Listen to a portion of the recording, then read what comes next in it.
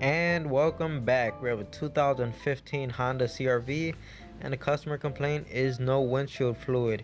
Now it is the middle of winter, and we all know how the salt gets on your windshield, and once you get that sunlight hitting it, there's just an incredible glare. You can't see anything through it. So winter is probably the most important time of the year that you actually want your windshield fluid working. So now we could go ahead and pop the hood open, and I'm just gonna go straight for the reservoir and check that out. The reason for that is because I kind of know what's going on here already. But you might want to start with checking your fuses. If you have a fuse that's has anything to do with the whole windshield fluid pump, you might want to go check that first. If you have a fuse that's blown out, you want to investigate why it's blown out, because fuses don't just blow for no reason. But we're gonna go ahead and jack the car up right here, and I'm jacking it up from the subframe because it's a very safe and sturdy place. And I'm gonna use a jack stand. Always use a jack stand whenever you lift up a car. Do not rely on a floor jack because it's not safe at all. Now, what I was talking about earlier is I kind of know what's going on here because the customer let their daughter drive the car, and she kind of got into a fender bender on the front right side of the car. And that also happens to be the same exact area where this pump lives for the windshield fluid. So this is why I'm going directly to the pump, simply because I know the car has been in a fender bender. And now that we have the wheel out of the picture, we're gonna have to remove this splash shield or fender liner, whichever you want to call it. But it's actually held down with all of these push pins and scrivets. Now I'm using this fancy snap-on tool, but you could go to Harbor Freight and get a very similar set that's just gonna work just as well and cost nowhere near the price that this one tool cost me right here.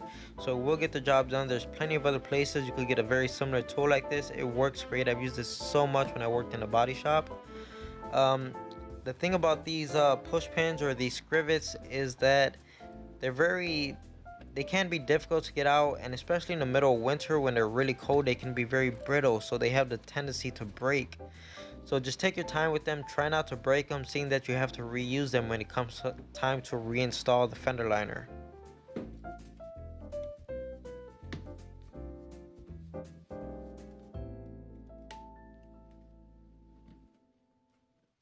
And right underneath the bumper, we're gonna have one fastener, so let's go ahead and zip that off.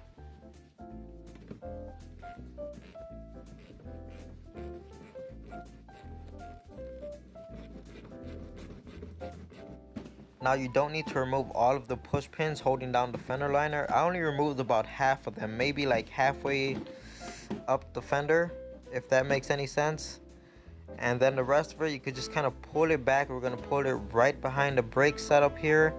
And I'm using a small bungee cord to just kind of hold it in place and out of my way. Now as soon as I pull this back, you can see this piece of plastic fell right out. And this is what I was talking about earlier, where the car was hit in the front right corner, and right down here is right where the pump lives. And sure enough, this piece is busted, so it's a good thing we have a replacement. Now this piece is just dangling back there, so I'm just gonna go ahead and get it out of the way so it doesn't bother me. And here it goes. It comes off pretty simple. Now here's the replacement part. I did end up getting it from AutoZone, but anywhere I called around, it was gonna be a special order. Even the dealer, I called the dealer and the dealer did not have it in stock. It was gonna be a special order as well. But I went to AutoZone, number one, because they could get it to me the soonest and the price was the most affordable there. Everywhere I shopped around, you're looking at about anywhere from $30 to $50. AutoZone had it for $20, so you can't really beat that. Now this piece of rubber comes off of the original pump and just pop it right onto the new pump like that. Now there are going to be two rubber hoses going into this pump. You want to remove both of them, but they're on there pretty tight. I did have to fight with them a little bit. I suppose you could cut the hose to get them off, but remember, you're going to shorten the length of the hose, and you don't get that much hose to work with from the very beginning. So I don't think cutting is the best idea. In fact, all I did was grab my pliers and I kind of squeezed right where it goes over the pump, and I squeezed it, and that way it'll shatter the plastic that's inside of there and it lets you remove the rubber hose. The downside to that is then you have to try to fish out all the little pieces of plastic that are still stuck inside of the hose. You just want to make sure you get all of it out because it can cause you some future problems. So as you can see, I got the first hose off, and now I got to remove this one. Since the pump is just held in with a piece of rubber, it's more like a pressure fit, so there are no locating tabs. So you could pretty much rotate the pump in any direction that you need to get better access to the hose. Now, as you can see, there wasn't any fluid pouring out until I pinched that second hose to try to release it. So just be prepared for that. Have a bucket ready or something like that. If you're going to try to reuse your fluid, I would recommend putting a piece of hose at the bottom of the nipple here that's actually leaking, just like this. And that way it doesn't really run off of the bottom side of the bumper and your fluid doesn't really get contaminated in any way. Now, if your pump isn't physically busted, you want to go ahead and check circuit integrity. As you can see, I have 2 pins here coming out of the connector. One's ground and the other is going to be the power side. So with it connected, I'm inside the car pushing the button for the windshield fluid, and as you can see, my test light is lighting. So this confirms that there is nothing wrong with the circuit integrity going to the pump. At this point, you just have to replace your pump if it's not working. Now here's what I was talking about earlier. If you end up pinching your line with the pliers to end up getting them off, there's going to be little plastic shards stuck inside of the hose, just like this one, and you have to make sure you get all of them out because they will clog the new pump.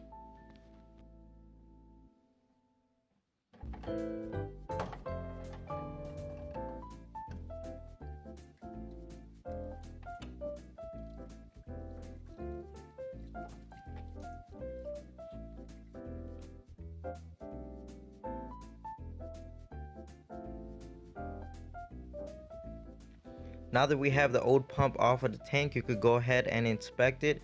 You want to compare it to the new pump and make sure they're exactly the same. Now as you can see, one of them has a rubber grommet, one doesn't. So I'm going to go ahead and take this grommet off of the new one because the old grommet is still attached to the tank itself and it's fine. I'm just going to reuse the old one.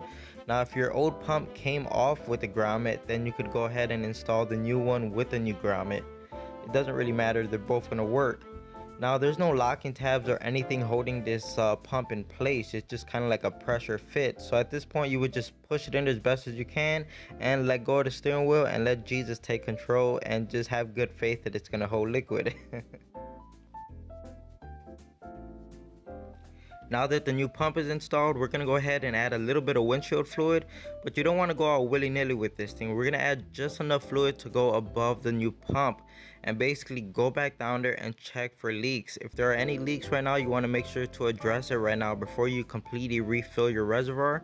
So as you can see, I have mine's almost completely filled at this point and still no leaks at all, so that's a very good sign.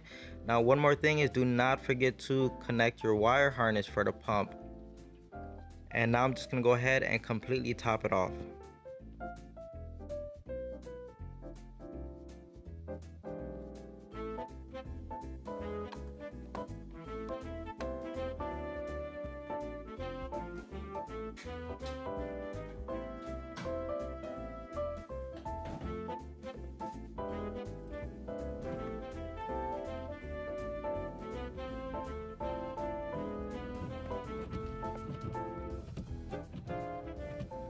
And there we go, 100% confirmed that the new pump is working, and we could just go ahead and start putting everything back together at this point.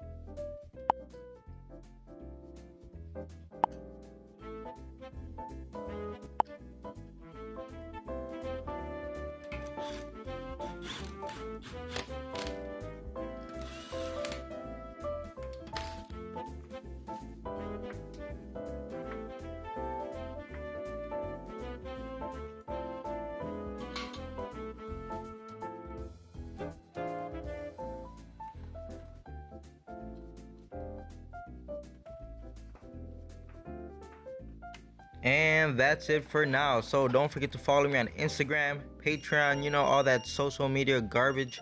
So if you liked the video, give it a thumbs up. If you're considering subscribing, don't forget to hit that notification bell. And like always, thanks for watching.